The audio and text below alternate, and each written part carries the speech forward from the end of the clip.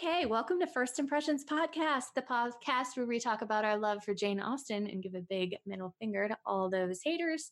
I am Kristen, and I am not joined by Maggie today because she's too pregnant. I instead am thrilled to welcome to the podcast two guests, Lauren Weathers and Emily Davis Hale, who do the new and exciting Reclaiming Jane podcast that I was so excited for. So, Lauren and Emily, introduce yourselves. I can go first. My name is Lauren Weathers. I'm one half of Reclaiming Jane. I don't know if there's anything specifically about myself that I should share, I suppose. I think maybe the most important thing is that I am a huge reader to the point where I decided I was going to study English in college. So I've carried that on into my, I suppose, academic choices and career, so to speak, and have been a fan of Jane Austen for quite some time, which is why I was super excited when Emily said yes to the crazy idea of let's start a podcast. And you just texted Emily and you're like, you said something like, wait, I have this idea. Literally. Yeah, I think verbatim it was, okay, wait. Hear me out. Yeah, exactly. Hear me out. What if we made a podcast? Which was like in the middle of last summer. Lauren was out of town. Like I was trying to prep for a semester that I didn't know what was going to happen. But you know, when your best friend of almost 10 years texts you and says, "Hey, I have this cool idea," like you say yes. You got to say yes to that opportunity. Mm-hmm. And the idea behind the podcast is I feel like is pretty different. Like it's not already on the scene. Yeah. So I had the idea for this. I'm a really big fan of the Harry Potter and the Sacred Text podcast. And they were meant to go on tour last summer, but of course I couldn't because of COVID. And so they instead had this really big kind of like virtual camp, quote unquote, last summer. And they approach reading Harry Potter through different religious lenses and treating it as a sacred text, and not sacred as in we believe that Harry Potter has like the answer to how the world was formed, but like if you treat something as sacred and you treat it seriously and with that amount of respect, then what types of meanings can you then glean and incorporate into your own life? And I was like, oh, that's a really good idea. What if we did that with Jane Austen instead? And rather than using like religious theory or religious interpretations, we could just look at it through, different themes that we see in everyday life. So looking at what does it look like if you read Jane Austen through a lens of like sexuality and like just decide like, yeah, I think I can read this character as queer. What happens when you look to read and like find how you can interpret race in Jane Austen or something like that. And so then I was like, well, I'm sure that already is a thing. I'm going to try and find that podcast. And then I couldn't find it. And I was like, wait, it's not a thing? And I should say too, I shouldn't say the idea in Austen is new because so many people are doing really good work in this space already, but there isn't a Jane Austen podcast, as you say, for fans on the margins. And Bianca Hernandez, for example, is a person I would shout out who is a huge, a really important voice for diversity in Austen. And so when I saw you guys were coming out with this, it was so incredibly timely. And so for fans on the margins, like, would you elaborate a little bit about what that means? So this is something that we were really clear on from the very beginning, was trying to reach parts of the Jane Austen fandom, or even people who are not Austen fans, but have a curiosity about it, who don't feel like they're currently represented by the visible fandom, basically, which typically consists of white, straight, cisgender women. Neither of us check all of those boxes. We've talked on the podcast before about how we're both queer. I'm non-binary. Lauren is Black. And so we wanted to dive into our own experiences there and use that to say, okay, even though we are existing Jane Austen fans, we don't want this to be a gate-kept community because it's literature, and literature is out there in the world for its audience, whoever they may be. And we don't think that audience needs to be restricted to anyone. I love the fact that you chose Reclaiming Jane as the title because it's something that already belonged to all of us and has sort of, because of the way academia is, because it tends to be white, because it tends to be straight and historically has been very male dominated, we do have to, in a way, reclaim it, right? Like come in, say, my voice matters on this, the way I'm reading this matters on this, the things that matter to me. Like, for example, Lauren, so you guys are reading Sense and Sensibility right now. And I remember listening to this one, I did listen to one of your podcasts, and you were saying it was an interaction between two people where one person was sort of negated or their perspective was not taken into account. And you were saying, I'm not saying that Jane Austen was writing about race right here, but there's a direct parallel to what can happen in those situations as well. So you're seeing your things that are very common in your life, you're seeing them in there in Austen. Yeah. And I think that's one of the really great things about having different perspectives in the room, in the space when you're reading something, because you learn so many different ways to read it. So like I will read the exact same 5 chapters before we record, but Emily will notice something that I didn't, or I'll notice something that Emily didn't, because we both bring different perspectives and different ways of reading the book to the podcast. And that's one of the things that I miss about like being able to have those conversations all the time in a classroom setting, was hearing all the different ways that my classmates would interpret something. Don't necessarily miss school, but I do miss that, because that was that was something that was really rewarding. So I think that podcasts like these can also enhance other people's readings, I hope, of books that they've read multiple times before, just by seeing a different way that they can read a favorite book or interpret something or read something that they haven't even encountered before if they're brand new to reading and loving Jane Austen. Yeah, and for me, part of that also was just showing people that you don't have to have been an English major. You don't have to have this deep literary knowledge. I was also am also a lifelong voracious reader, but I went the linguistics route in college. And so I haven't done any kind of literary analysis since high school. So there are a lot of concepts that I genuinely have to ask Lauren, what do these words mean in this order?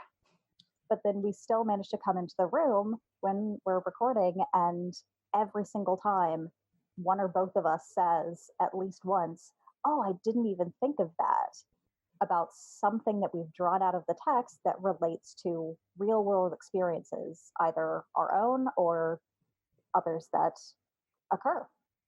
With Jane Austen, I just feel like there's so much of real life in there that everybody has these universal experiences, but then it's taking it out and is relating it to my experience as a queer person or my experience as a Black person that really enriches the conversation. And I appreciate what you were saying, Emily, about not having that literary criticism background, because talking about Austen a lot, and me personally, I was telling Lauren earlier, like, I do not have a literary criticism background at all, even though I went to a small liberal arts college. I majored in chemistry and I minored in Chinese. And so every semester was math, physics, chemistry, Chinese. And I came out of that school not even knowing what things like postmodern meant. In fact, I remember overhearing a conversation. I was in the English building for some reason. And one of my friends was like an English major. She was talking to one of her professors in the hall. And I sort of, horned in on it because I wanted to feel like I knew about literature, because I loved Austen, even though I didn't know anything about it. Anyway, this professor said, well, authorial intent means nothing. And I was like, what a wackadoodle thing to say. Like, what an absolute, she must be so far out there on the academic spectrum. And I had no idea, like, for example, what it means to read something through a lens, as you guys often do. So every episode has a lens, right? So, like, what does that mean for people who don't come from that background? It really just means like I think the easiest way to say is that's the focus that you're using when you put it on, or like the set of glasses that you wear. So like for this section, like I'll put on like my queer glasses. And then for this section, I'll put on like my morality glasses. It's really just, what are you going to focus on when you're reading this book or this chapter? And then seeing what type of meaning you can create when you use that focus. It's funny that you mentioned authorial intent, because I think that's one of the things, when you remove that, then you have so much more freedom when you're interpreting stuff. And I think in high school, especially, English is kind of taught where you're supposed to go on like a scavenger hunt to uncover what the author really meant, and that it can get really frustrating if you can't uncover what you think the author means, or if you uncover a meaning and then your teacher says, no, that's wrong. If you find meaning, then that's what it means to you. Like, I think you get to create meaning based on the way that you read things. So when we use a lens, that's our way of creating meaning, our meaning of the text, and being able to find a new way to read it. So we could go back and read, like, we read chapters 11 through 15 through the lens of race. We can go back and read it with a completely different focus and learn completely new things. So really, lens is just, what are you focusing on when you read it to try and create new meanings? And I think you said recently with the episode on class that the lens really suggested itself to you because there was so much already in there. Or did you sort of pick it and then it turns out it was just the perfect choice? We actually sat down and we chose how many chapters were going to be in each section to talk about, and then just slapped labels on them and went down the list. So it was complete coincidence that the section we had assigned to think about class for was just perfect. It was just stacked with references. But then, of course, with things like the episode on race, we had to kind of make that meaning for ourselves. But that's something that I keep in the back of my head when reading this text, because I'm not used to that idea of using a lens or framework or something like that when it comes to literature. So the way I approach it is, okay, keep this concept in mind. And as you read, what pops out that reminds me of things that happen today? What makes me think of that particular experience? I really thought it was powerful when you used the lens of class on those chapters, and like you were saying, it was perfect. Because, for example, let me tell you why this is so useful to me, and it would never have occurred to me to do anything with the concept of reading something through a lens, because as you may have heard if you listened to that Among the Janeites episode, but this podcast is just about me being self-centered and self-absorbed and talking about myself and my mental illness and then what Austen means to me. And it frankly, this podcast does not include diverse voices or diverse viewpoints. And I think the more we make it, the more I realize that, and the more I sort of evolve. Like in earlier episodes, in fact, one early episode, I said something really bitchy, like, "Oh, that's the worst kind of persuasion fan." Like the, the person who, like, like. In fact, it was like a rock concert. I was like making fun of like people who are like, "Whoa, persuasion!" Like when somebody brought it up, and I'm the worst kind of fan. And like, I'm super embarrassed about that now. But to get back to what I was saying, when you applied the lens of class to when Eleanor was talking to Lucy Steele, and I think it was you, Emily, who's saying, like, this is actually kind of mean, like the way she's viewing Lucy, like the things that she's noticing that are low class about Lucy. Am I remembering that right? I think, was that the class episode or It was the morality episode, Oh, but the we talked morality about class. episode. Yeah. yeah, Okay. it Yeah. it all runs together.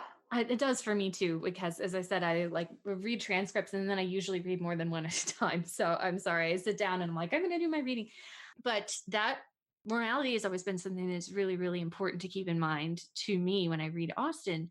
But I had never disliked Eleanor or thought that Eleanor was being small minded before, because you put implicit trust in Austen, the writer, to tell you who's good and who's bad, who we admire and who we don't want to be like. And it's certainly true that Lucy Steele is grasping. She's grasping for a higher social status that she has, which isn't a lot of, you can't really laud that. But at the same time, Austin's also saying we as women are in this shitty situation. So you kind of understand that motivation. You really understand that motivation. A lot of people in Austin's time would have done the same thing or would applaud, kind of like we see in Pride and Prejudice. Like, well, don't marry a rich guy because you want money, but marry a rich guy. So you know what I mean? And it's like, does Eleanor ever try to become broader minded? Does she ever think about people outside of her family? And really, really, really, she doesn't. And it had never occurred to me that, I guess it had occurred to me that Austen's heroines wear blinders towards people who are less fortunate than them, right? But it really brought it home that I wouldn't have thought of that otherwise. Yeah, I think it shows how Austen was really good at writing flawed characters. So Yeah. even though I think a lot of people who are fans of Austen can really heavily relate to Eleanor, I definitely can. And even as I was in the morality episode, when I was writing some of the kind of critiques of Eleanor, I felt like I was critiquing myself, and I was like, "Ouch! Okay, this hurts, but maybe this is the advice I need to give to myself." Yeah, that was just a call out. All of her interactions with Lucy. Yeah. But it was neat to be able to kind of uncover that and see how even the people who we root for or relate to are still flawed. Like, no one is written to be a perfect character in Austen. They're human. And I think that it helps us relate to them even 200 odd years later.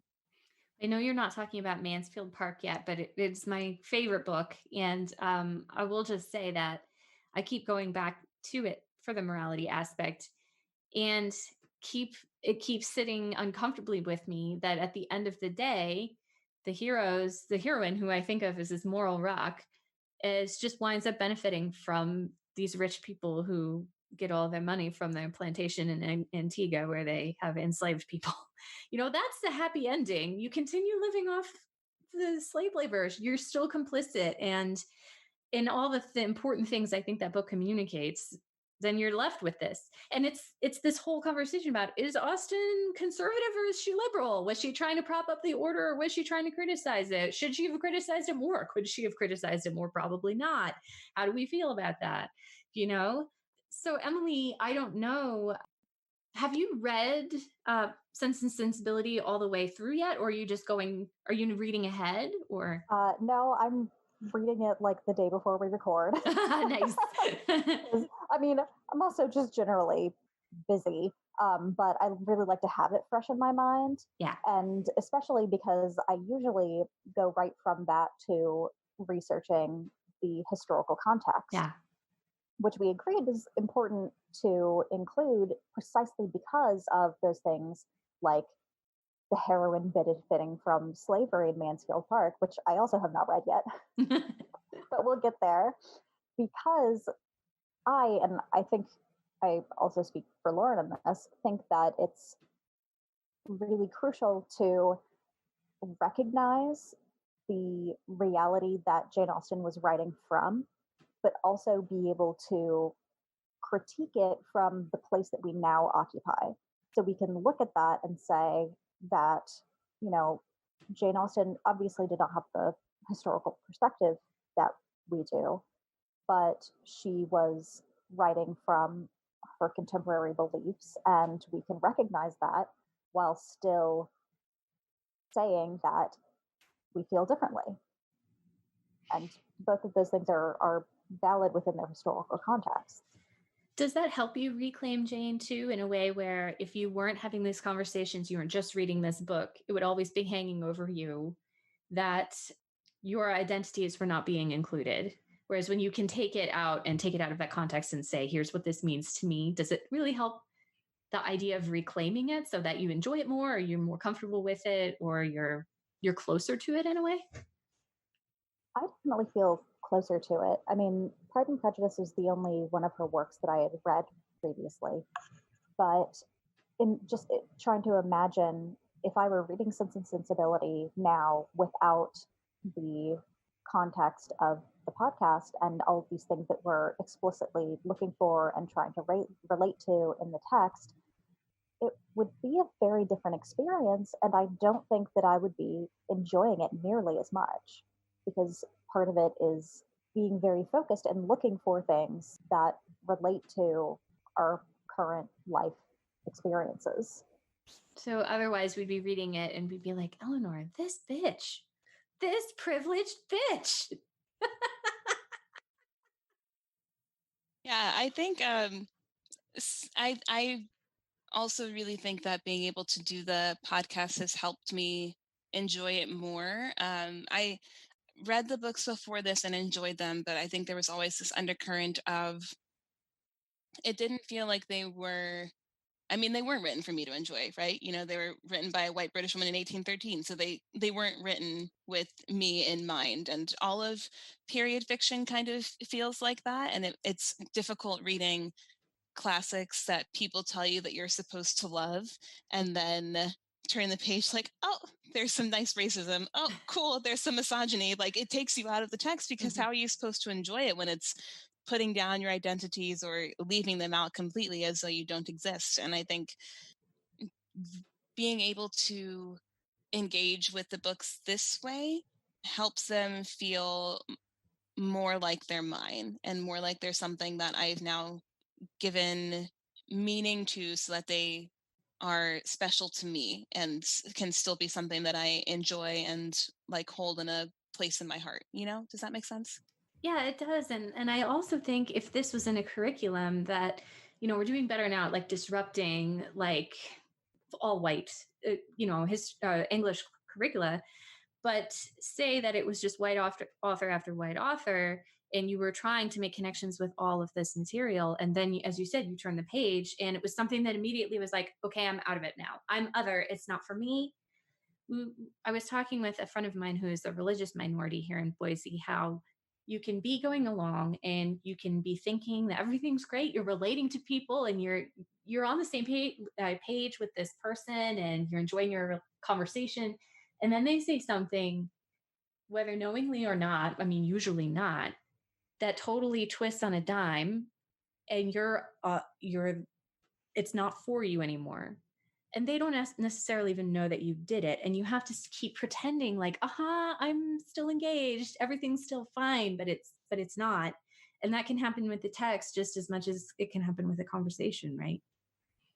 Doing this has actually made me more conscious of the ways that I perpetrate that, especially as a white person in the world.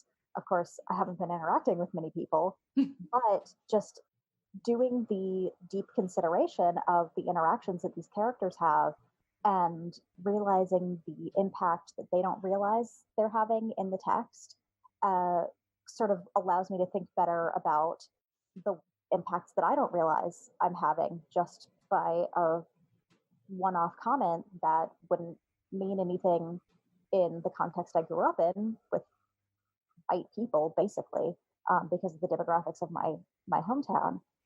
But yeah, it's definitely, I feel like it's bringing out a deeper awareness of my own actions in the present day outside the podcast. There are some conversations in the fandom, because I know one of your things that you like to talk about is fandoms. And there are some conversations in the fandom now where people are, for example, Bridgerton, people are not wanting to engage with these concepts and these ideas of race. And I feel like, and so Bianca Hernandez, who I mentioned earlier, who was part of Drunk Austen and now is at Book Hoarding, made a video about that because she's a costumer. I don't know if you saw this, but she was calling out gatekeeping. And she was saying, when you say that you just care about the historical accuracy of the costumes and it's not about race, when you are saying that it has to be historically accurate and things that don't meet that standard, you're not part of the community. That gatekeeping, even if it's so important to you that the historical costumes are right, you're not thinking about the impact and what other people are hearing. And the thing is when you do and say these things, you have to think about what other people are hearing and what they might be hearing that you don't understand that you're saying. And so you need to reflect on that. I feel like I've said this in a really poor way, but you're nodding. So yeah, I'm hoping that you're understanding what I'm saying, right? And I related really hard to that because a lot of things on my podcast, this podcast, First Impressions, I come out and I make a lot of judgments, and sometimes I get kind of salty. And part of that is this is my podcast, and that's why I started it, because I want to get salty. But now that I'm part of a larger community, that I'm reading the tweets, I'm hearing these other conversations, I've realized that a lot of stuff that I said has messages in it that I need to take a step back and think about what other people heard and what I was really saying, and whether I need to re-examine my beliefs because they were tint. You know what I'm saying? For example, I've been really hard. Have you guys seen the Mansfield Park, the 1999 Mansfield Park with Frances O'Connor? I don't think so. If I did, I watched it maybe like 8 years ago, and it has since vanished completely from from my your mind. mind. Yeah. So, Lauren, I'm really excited now for you to watch it because I assume after you get through the books, which will take a while because you're doing 5 chapters at a time, you're going to talk about the adaptations, right? And Lauren was saying earlier, I don't know if you mentioned it, but you were a film minor, right? So you have this critical background. But anyway, I have said on this podcast before, I hate it with a lot of vitriol. And that's because to me, what I'm coming to Mansfield Park for, which is the slippery slope morality, the tiny transactions, the lover's vows, set piece, it's all missing in that movie. But what the movie does include is a subplot about slavery. It's right in your face. It's there. It also contains a character who could be interpreted as queer. And those things are incredibly groundbreaking for a movie made in the 90s by a woman, you know? And I was taking that and throwing that all away because what I wanted to see was not in there. And what could have been heard and what might have been heard and what I should really think about is for example, I listened to this podcast by Bonnets at Dawn and Nikki Payne, the Jaff writer. She's a Black woman who writes Jane Austen fan fiction. She was saying, she talks to people who don't like that movie and saying, "Oh, really? Why don't you like that movie? Oh, it changes the story. Oh, well, you liked this other adaptation and that changed the story. Is it really because your white world was being disrupted?" And I'd like to think no. But if that's what people are hearing, then that's what I really need to think about before I speak. And now I've had you on my podcast to ask you questions, and I have gone on a really long digression. So I apologize. I wanted to ask what the special appeal to Austen, that Austen has for you that you decided to focus your podcast on her. I I don't know. It's hard to point to one thing specifically. I know for both, this might sound silly, for both me and Emily, Pride and Prejudice is like one of our comfort movies or comfort books. Like it's something that we come back to time and time again. And I think for me, one of the things that I love about Jane Austen is just how universal her stories can be. Like even though in the nitty-gritty details or the characters or the historical settings, it might not seem as though it's meant for everyone, but the themes that are in these books really can translate like across experiences. And that's one of the things that I really love and why I wanted to focus on this specifically, because I feel like no matter who you are, you can get something out of Jane Austen because so many of the things are so widely applicable. And Emily, was it just you're along for the ride? Sort of. I mean, as Lauren said, Pride and Prejudice is comfort media, especially the 2005. That is my favorite version. Don't come for me. But the book I read as a teenager, and of course, I identified very heavily with Lizzie Bennet, but also Jane because I'm an eldest daughter, not of five, but still an eldest daughter.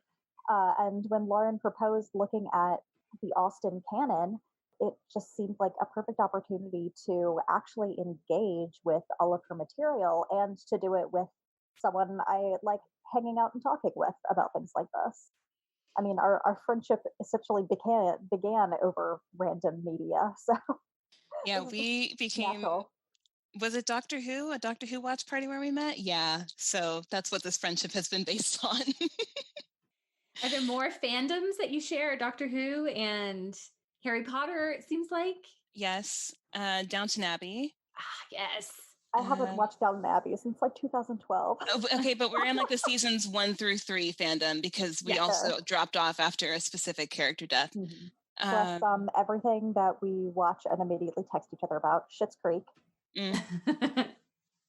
Parks and Recreation. How do we not say that first? Oh my God, yes. Oh, also Happy Valentine's Day. Oh yeah, Happy Valentine's Day. That's right. At least like a third to a half of our like direct statements to each other are just quoting Parks and Rec. What else? What am I missing? There's other stuff, isn't there? Yeah, because there's always things that we're texting each other about.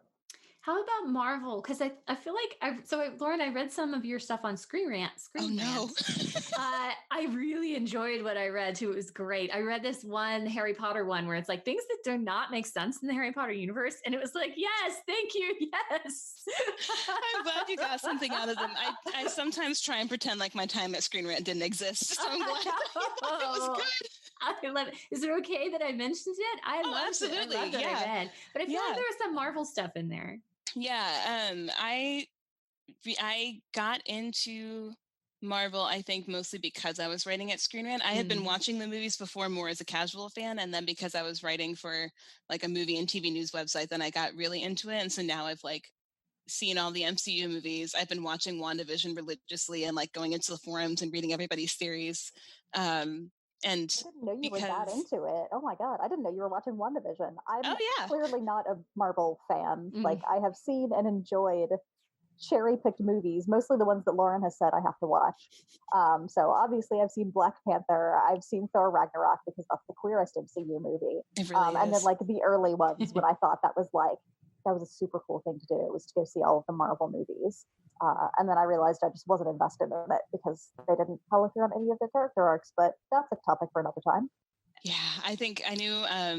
I saved most of my texting about WandaVision for our mutual friend who did the music for Reclaiming Jane. Oh, cool. Because she's also a huge Marvel fan and also is just a music whiz. And when we decided this is something that we wanted to do, I texted her and said, we are starting this podcast, and she's also a Jane Austen fan. And I was like, would you mind doing the music for us? Like, I can pay you. Like, this podcast doesn't even exist. We don't have any money, but like, I'll pay you. Just please, please make us music. And We she had the came music through with like this. a month before anything else. Yeah. That's nice. Well, at least we have the music. That's good. Is she going to be a guest, do you think, on your podcast? I would love for her to be, but I don't know if she will. I'm not sure. I feel like that she's definitely more like a behind the scenes person, because I've asked her before and she's like, no, but I might make you a new theme song for season 2 because I've learned new stuff. So Oh, that's awesome. tuned. Shout out to her. What is her name? Latasha Bundy. Nice job, Latasha. I love the theme song for you guys' podcast. My favorite part of editing is just getting to jam out to that. Yeah, jam out to the theme song. Do you guys, as far as podcasting, like, do you guys have like, are you falling into roles? Like, are you like the silly one versus like the serious one, or has that not happened yet? So I feel like Maggie and I have very much fallen into roles.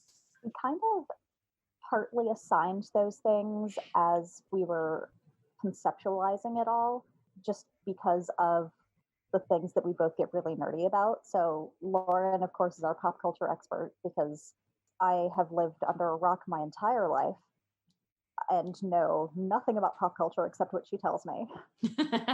Whereas I absolutely love just diving into all kinds of history.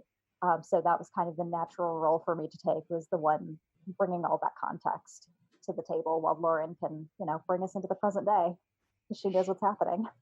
Emily says, I love diving into historical things. What she means is if you ask her very specific questions about a specific item of clothing from a specific decade, she will know the answer off the top of her head without hesitation. Not necessarily. Yes, she will. She's playing it down. I definitely did not spend today hand sewing an Elizabethan partlet. That is not related at all. Own it, I rest Emily. my case. Own it. That's awesome. So, and one of the reasons why, I mean, Emily was the first and only person who I texted when I had the idea, because I knew that she would have so much to bring to this because she has so much knowledge, and also because since we've been friends for so long, we can just bounce. We've said this, I think, before in casual conversation. I feel like we've said it maybe on the podcast before, but really most of this podcast just has us having a normal conversation, except focused on the task at hand. At least what it gets beforehand. Yeah. And I mean, what makes it into the final episode is focusing on the task at hand, because if you listen to the unedited episodes, it's a lot of us going off topic. But yes, same here. That's the other surprise about podcasting, right? Is like editing takes a long time and it is not easy. Oh, the last episode that I edited for morality, like the first 39 minutes of our recording were just us talking about stuff that had nothing to do with our reading. I think we maybe started on one line of conversation and it was something related. We were like, no, we should wait till we can segue that in. The only good thing about the podcast is that you have to return to it. So if you say you're going to talk about it, you have to go back to it, which I feel like I've had a lot of conversations, like at book clubs, where we say we're going to talk about the book and then we just drink wine and bitch about whoever. Yeah, podcasting can really bring you closer too, because there's this intensity of the conversation because you're trying to be entertaining for other people. So you're really on, right, for that time. I have to decompress. I don't know about you guys, but I'm like exhausted afterwards. Oh yeah, we usually lounge around and depending on what time of day, we're either drinking coffee or wine afterwards. Yeah, we only made the mistake of trying to record 2 episodes back to back once. It was when we did our first 2 episodes, and we quickly realized that was not a thing. So we did not realize how tired we were going to be afterward. I think we hit end recording on the very first episode and both just let out this huge sigh of relief, like, oh my God, that was so hard. Why was that so hard? Yeah. Did you say everything you were going to say? Some of our podcasts with me and Maggie, I get so excited about the things that I want to say that you can tell that I'm monologuing because I'm afraid that I'm not going to be able to get it all out. And then I'll forget, oh, is this Lauren? This is the thing. This is a thing. This is a real thing. It's really bad. And that's one of the things I realize when I go back and I do the transcriptions too, is I have to catch myself, one, from not just rambling for forever, because I will, and then 2, making sure that I stay on topic, because I'll think of things while I'm in the middle of a sentence, and then we'll change directions in the middle of a sentence and go follow that other idea and completely lose my train of thought. And then I'll read a paragraph that has one completed thought, and I'm just so embarrassed.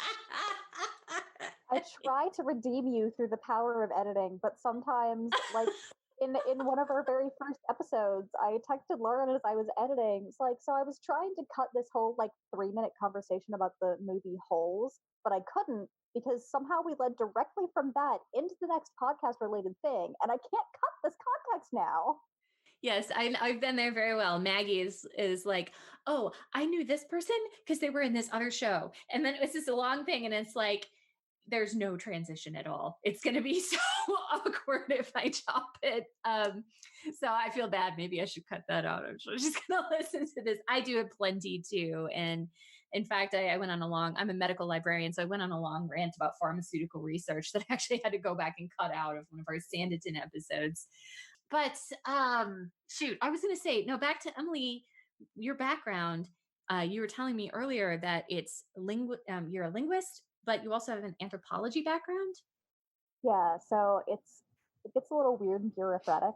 So I'm a linguist. I have a bachelor's degree in linguistics, but for my graduate degree, I'm in an anthropology department. So my master's says anthropology on it. My PhD will say anthropology on it, but I work with languages and writing systems. I think those are such powerful things to bring to Austen, because I feel now you're becoming an anthropologist, but of early 19th century Britain. Oh, absolutely, which is 100%, 1,000% unrelated to my actual field of study, which is the ancient Maya. So, I'm studying like Mexico, Guatemala, Belize from like 150 to 900. And then every week I'm jumping on this podcast to chat with my best friend about Jane Austen and learning things about England. But honestly, given the general trajectory of my interests just as a person throughout life, it completely makes sense. Yeah, sure. You take where life goes. You gotta say yes to the universe. Yeah. Exactly. For sure. Anything else that comes to mind that you absolutely want to tell people about your podcast and why they should be listening, or not why they should be listening, but like to sell it? I think the only thing that I would say is that we really want this to be a podcast for everyone, like new Jane Austen fans, returning Jane Austen fans, and we hope that this is a space where all of these groups of people can come together and feel as though they can really enjoy the books and enjoy the community and enjoy the discussions, and that we want this to be a digital space that's just really open and welcoming and inclusive. And that's one of our goals is to try and foster that kind of community. I mean, you mentioned Bianca Hernandez earlier. We adore her. We think she's incredible, and what she's done for Austen fandom is incredible. And I really loved having her as an example of what it means to like create and engage in diverse period piece fandom, and being able to do that on like a really small scale is super cool and rewarding. And I know I personally hope that people feel as though this is a space that is safe and welcoming for them. That's so awesome. And you have a Facebook page. Are you inviting people to join to like have conversations there, or do you just want folks to email you, or how do you like to have those conversations with your community? I always think that Lauren is the best at that. She runs our Twitter, and she knows social media. But yeah, we have Twitter, we have Instagram, we have Facebook. People are more than welcome to engage with us in all of those places. We share slightly different content depending on the platform. So you might get a little different perspective on what's going on depending on where you connect with us. But really, any media, we love talking to other people about these things that we're also passionate about, whether that's Austen or just something adjacent. Well, I just want to thank you guys for coming into this space, for sharing your voices, for doing all the hard work, because it is hard work to podcast. And I just feel I'm just so glad. I know I mentioned that I don't listen to podcasts, but I feel like your voices are pushing me to think about more things, to do better. But I was also painting my bathroom, listening to your first 2 episodes. And I swear that bathroom is 100% pristine because I was in the zone. I didn't drip and drop. I was like, yes. Although you would only come out with 2 episodes at a time. And I was like, I'm set for like 3.5 hours. And then like the episodes are like, they're much shorter than first impressions because we can't ever edit ourselves at all. So, and you're doing every 2 weeks, right? That's your schedule, which I really appreciate because we're a once a month, if that kind of a operation here. So yeah, so thank you again. And I'm so excited to hear more from you guys. And I know everybody else in the community is too. Thank you so much. I think this has been super exciting to be welcomed like this. So thank you. Trying to think if there's anything else you need to say. Maggie and I will probably not be back as a duo for a while. But I have a slate of guests lined up that I'm really excited to talk to folks. Manners and Madness will be back. They'll be guesting on us. And we are also planning to talk to Sarah Rose Kearns about her adaptation of Persuasion, because she is a playwright and she has done a play. And I really appreciate, again, you doing this. It's just been really good to put faces to Twitter accounts. And Emily, your Twitter account is so hysterical. Oh, thank you. When you tweeted the Kermit that like light at the end of the dog, that was so fucking funny. I like spent the next 2 days just mentally rewriting The Great Gatsby to be Muppets. Just to be Muppets. And then last week, my husband walks into my office at like 11:30 at night. He's like, "Okay, but consider Lord of the Rings as Muppets." So this is just how I live my life. And then I immediately got a text about that. Out of context, what if Lord of the Rings as Muppets? And I was looking at my phone at 11:30 like, what? I would watch it. Although Maggie would be sad if Sean Bean wasn't in it. He'd have to be Aragorn and everybody else could be Muppets. Oh no, Sean Bean stays. Sean Bean stays. Okay. I'm glad we're all agreed. Game of Thrones is Muppets, but Sean Bean is also in it. And he's not allowed to die. That's the other improvement. Okay, cool. Well, I'm not going to do a wheat sheaf this time. I'm going to save up some of that stuff for when Maggie is back so we can talk about it together. And other than that, we have delighted you long enough. Thank you, Emily and Lauren. Thank you so much for having us. Bye.